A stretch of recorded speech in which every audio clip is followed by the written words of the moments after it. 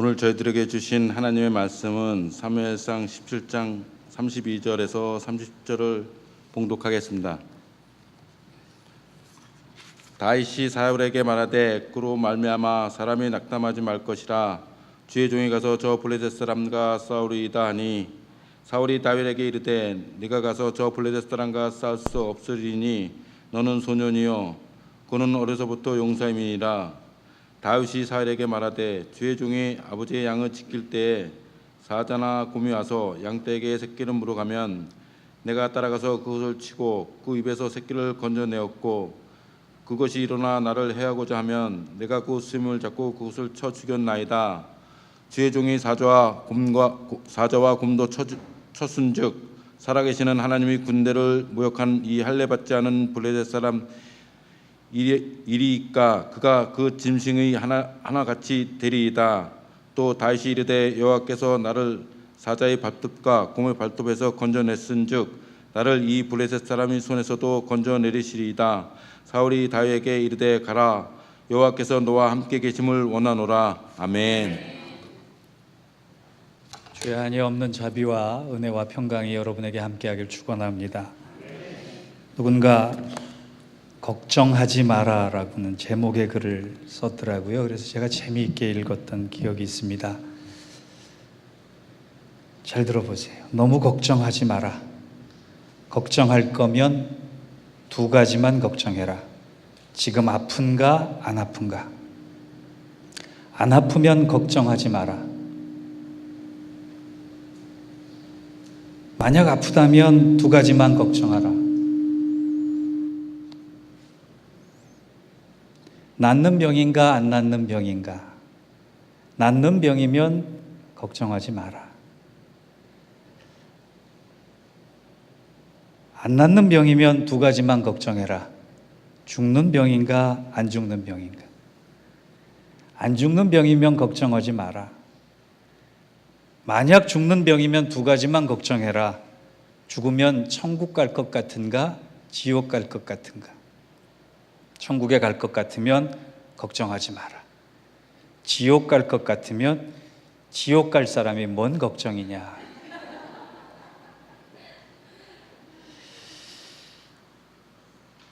저도 이렇게 걱정을 돈을 주고 사서라도 하는 좀 소심한 면이 있기 때문에 이 글 쓴 사람의 대범함이 아주 부럽더란 말이죠. 제 걱정이 무슨 걱정이겠습니까? 제가 먹고 사는 걱정이겠습니까? 아닙니다. 대부분 우리 성도들 걱정이 전부입니다.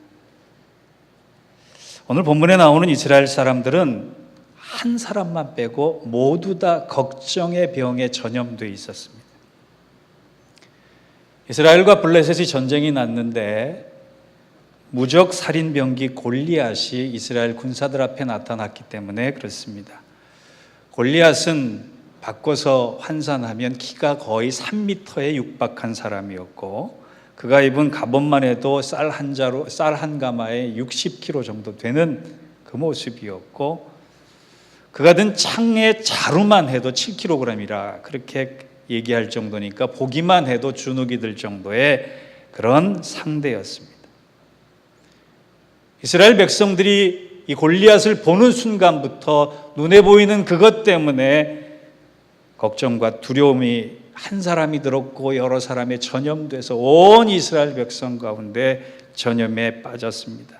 그 상황에 대해서 사무엘상 17장 10절에서 11절까지는 이렇게 표현합니다.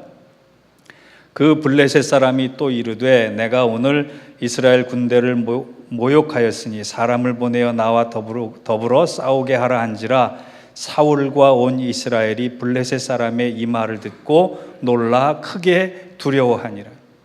크게 두려워하니라를 원문으로 보면 공포에 질려 있었다 이렇게 표현할 수 있습니다. 이 상황을 우리의 상황과 좀 연결시켜 봤으면 좋겠습니다. 우리도 우리 인생도 도저히 넘어갈 것 같은, 넘어설 수 없는 것 같은 골리앗 인생의 문제 앞에 설 때가 얼마나 많은지 모릅니다. 육체의 질병이 그렇고, 사업의 위기가 그렇고, 가정과 인간관계의 갈등이 그렇고, 내 안에 넘쳐나는 고독과 외로움이 그렇고, 신앙적, 영적 위기가 그렇습니다. 그런데 오늘 다윗과 이스라엘 군사들의 확연한 차이가 이 골리앗 앞에 섰을 때의 모습이었습니다. 우리도 이런 인생의 문제 앞에 넘어설 수 없을 것 같은 골리앗 앞에 섰을 때 다윗이 될 것인가 이스라엘 군사가 될 것인가 중요한 결단을 해야 합니다. 오늘 본문은 우리에게 그런 의미에서 세 가지를 교훈합니다. 첫째, 다윗은 위기를 내가 주저앉을 위험으로 보는 것이 아니라 내가 다시 일어설 기회로 생각했다라고. 사무엘상 17장 24절과 34절을 제가 비교해서 읽어보겠습니다.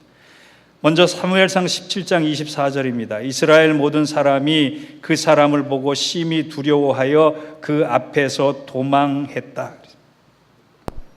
반면 똑같은 상황을 가지고 있는 다윗은 어떻게 했는지 사무엘상 17장 34절은 이렇게 말씀합니다. 다윗이 사울에게 말하되 그로 말미암아 사람이 낙담하지 말 것이라 주의 종이 가서 저 블레셋 사람과 싸우리다 하니.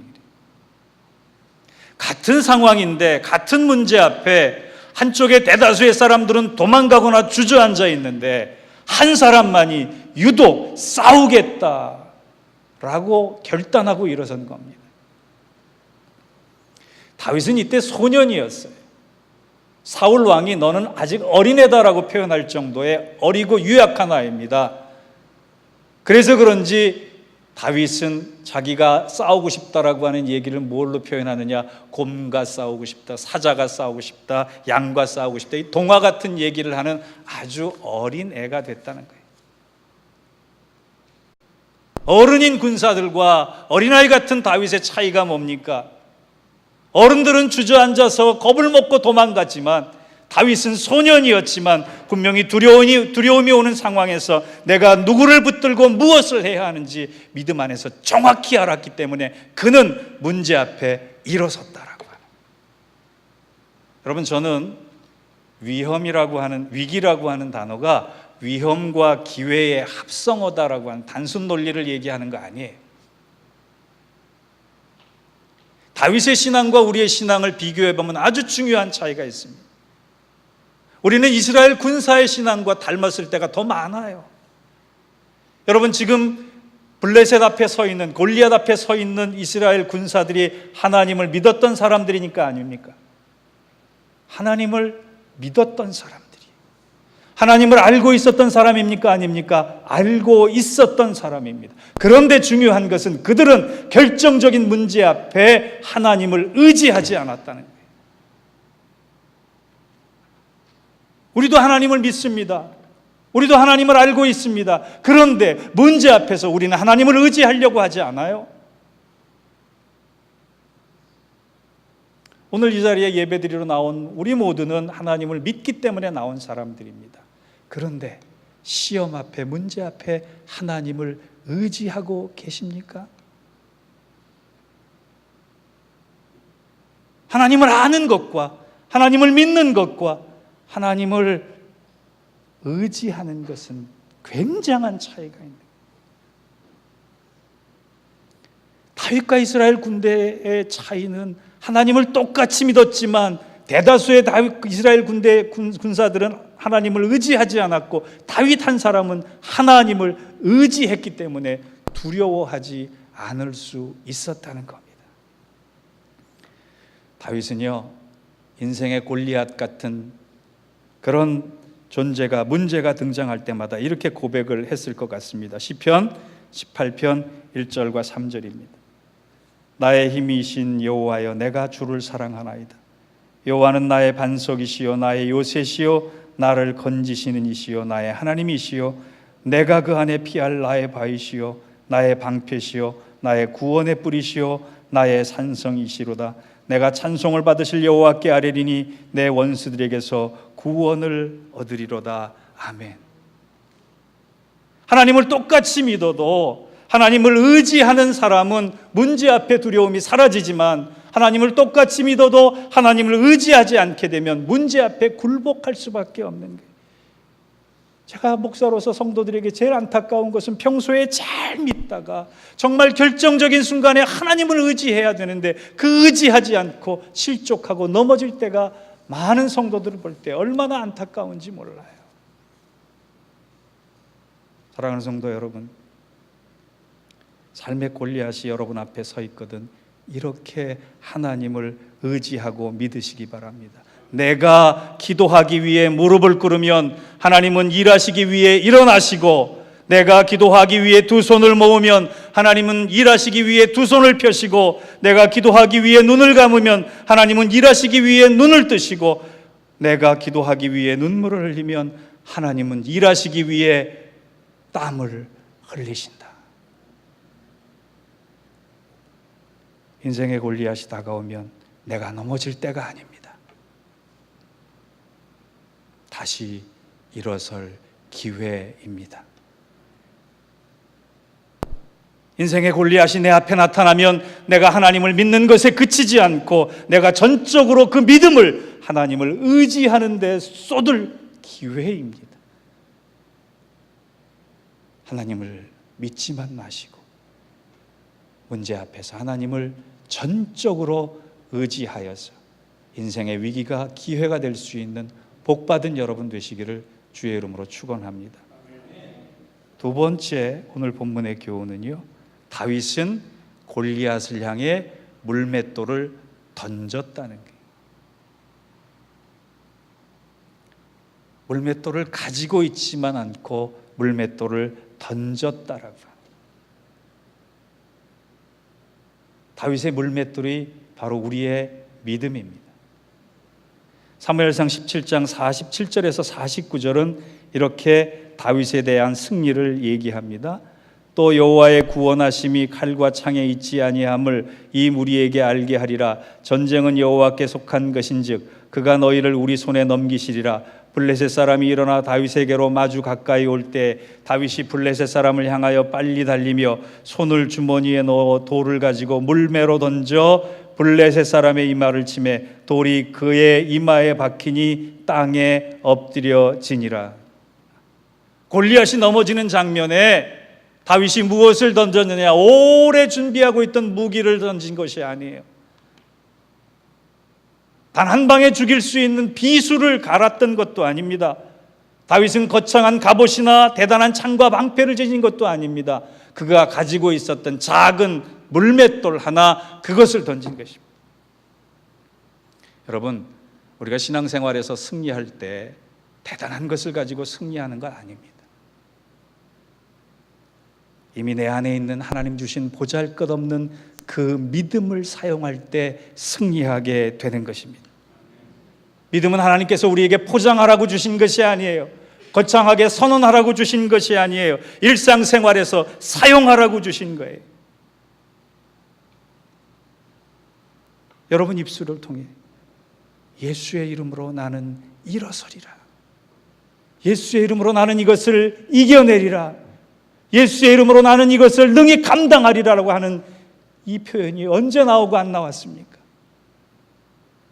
오늘 주일 예배를 통하여 내가 일상에서 거창한 것이 아니라 내 입술을 통해 고백할 수 있는 예수의 이름으로라고 하는 이 단어 하나만 가지고도 능히 일어설 수 있는 여러분 되시기 바랍니다. 이스라엘 군사들은 골리앗을 보는 순간에 왜 우리나라 군대에는 저와 같은 대단한 장수가 없느냐를 봤어요. 다윗은 골리앗보다 크신 하나님을 주목했습니다. 골리앗의 칼도 아니었고 골리앗의 방패도 아니었고 골리앗의 갑옷도 아니었고 골리앗을 이길 수 있는 전능하신 하나님의 손을 바라보는 그 순간에 그는 물맷돌을 하나를 던지면 그 물맷돌이 능히 폭탄이 되리라 믿었던 것입니다. 여러분, 골리앗을 망원렌즈로 보지 마세요. 골리앗을 확대경으로 보지 마세요. 골리앗을 돋보기로 보지 마세요. 골리앗을 볼록렌즈로 보지 마세요. 골리앗을 현미경으로 보지 마세요. 우리 대부분의 사람들은 골리앗은 이렇게 크게 보면서 하나님은 오목렌즈 아주 자꾸 작게 보는 경향이 얼마나 많은지 모릅니다. 세상 사람들이 두려워하는 사람들은 하나님이 나중에 많이 많은 것을 주셔서 사용할 수 있는 사람이 아니라 오늘 이미 우리에게 주신 이 믿음을 사용하는 사람이에요. 저는 물맷돌 5개가 바로 이런 의미라고 생각합니다. 우리가 매일매일 일상에서 드릴 수 있는 찬양이요, 기도요, 말씀이요, 예배요, 헌신이다.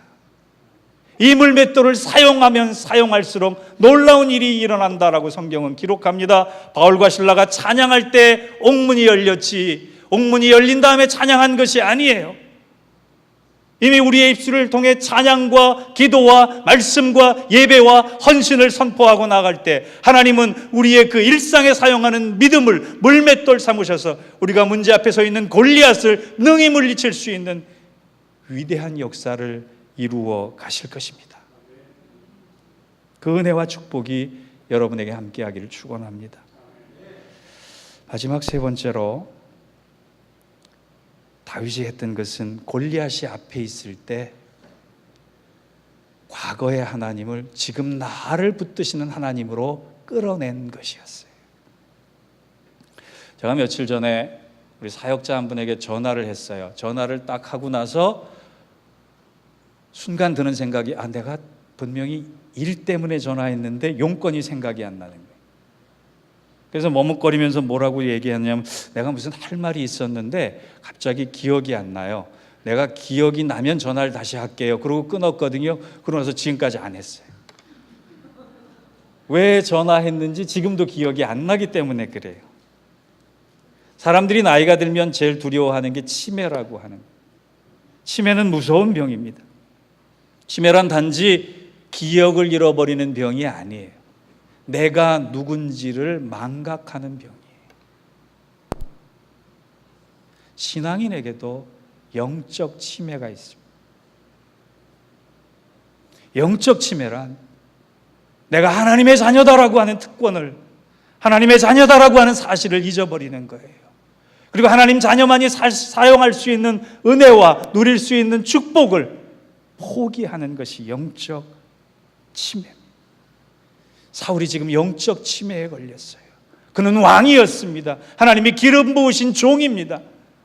하나님이 그에게 호령하라고 권세를 주셨고 권위를 주셨는데 그는 지금 이스라엘의 왕이라고 하는 사실을 잊어버렸기 때문에 골리앗 앞에서 제일 먼저 떨고 있는 사람이 된 것입니다. 그런데 다윗을 보십시오.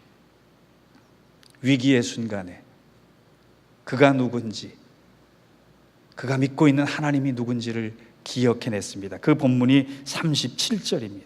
같이 한번 읽어보겠습니다. 시작. 또 다윗이 이르되 여호와께서 나를 사자의 발톱과 곰의 발톱에서 건져내셨은즉 나를 이 블레셋 사람의 손에서도 건져내리이다. 사울이 다윗에게 이르되 가라, 여호와께서 너와 함께 계시기를 원하노라.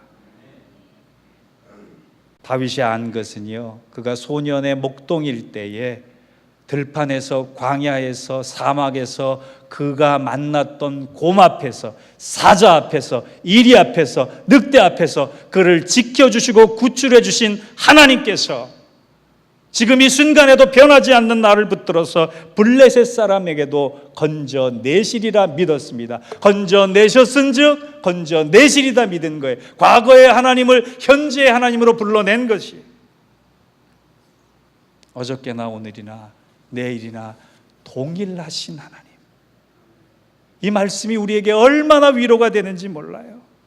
사자 앞에 섰을 때 하나님은 과거의 하나님이고 현재 블레셋 앞에 섰을 때 하나님은 나의 하나님이 아닌 것이 아니라 과거의 자신들을 택하시고 사랑하셨던 아브라함의 하나님, 야곱의 하나님, 이삭의 하나님, 그 하나님이 지금 나의 하나님이다 고백하는 이 다윗이 바로 우리의 신앙이 되어야 될 줄 믿습니다. 여러분, 과거에 받은 은혜, 과거에 받은 사랑, 과거에 받은 기적, 그래서 과거로만 묶여놓았던 하나님을 믿지 마시고 그 하나님께서 여전히 변함없이 우리를 사랑하셔서 지금 이 순간에도 동일하게 야곱의 하나님께서 함께 하셨던 것처럼, 광야에서 모세에게 함께 하셨던 것처럼, 엘라 골짜기 골리앗 앞에서도 함께 하셨던 것처럼, 사자굴에서 다니엘에게도 함께 하셨던 것처럼, 갈멜산 850명 바알의 선지자 앞에서도 한 사람 엘리야를 붙잡고 계셨던 그 손길을 가진 하나님의 손길이 지금 나를 붙들고 있음을 믿고 승리하시기를 바랍니다. 그 하나님이 지금 나의 하나님이세요. 제가 지난주에 요한복음 3장 16절과 버금가는 하나님의 말씀이 이사야 41장 10절에 있다고 말씀을 드렸어요. 두려워 말라, 내가 너와 함께 함이니라. 이 말씀을 잊어버릴까 봐 하나님께서 이사야 43장 1절에서 3절을 통해 또 한 번 우리에게 이런 하나님의 붙드심과 함께하심과 사랑하심을 말씀해 주고 계세요. 야곱아, 너를 창조하신 하나님께서 지금 말씀하시느니라. 이스라엘아, 너를 지으신 이가 말씀하시느니라. 너는 두려워하지 말라. 내가 너를 구속하였고 내가 너를 지명하여 불렀나니 너는 내 것이라. 여러분, 눈을 감고 한번 들어보셨으면 좋겠어요. 내가 물 가운데 지날 때에 내가 너와 함께 할 것이라. 강을 건널 때에 물이 너를 침몰하지 못할 것이며 내가 불 가운데로 지날 때에 타지도 아니할 것이요 불꽃이 너를 사르지도 못하리니 대저 나는 여호와 너의 하나님이요 이스라엘의 거룩한 이요 너의 구원자임이라. 아멘. 여러분, 우리가 매일 치열하게 살아가는 이유가 뭔지 아세요? 골리앗 앞에 설 것 같은 두려움 때문이에요. 내가 도저히 감당할 수 없을 것 같은 문제 때문이에요. 나 혼자는 견딜 수 없을 것 같은 외로움 때문이에요. 내 힘으로는 도저히 컨트롤할 수 없을 것 같은 질병 때문이에요. 이 동일한 문제에 대해서 다윗은 시편 150편을 썼습니다. 그는 골리앗 앞에 설 때마다 하나님을 주목했고 하나님을 찬양했고 하나님을 바라봤습니다. 그래서 그에게는 인생의 위기가 오히려 기회가 됐고 믿음을 사용할 수 있는 능력의 원천을 가지게 됐고 지금의 하나님을 경험할 수 있는 은혜의 사람이 되었습니다.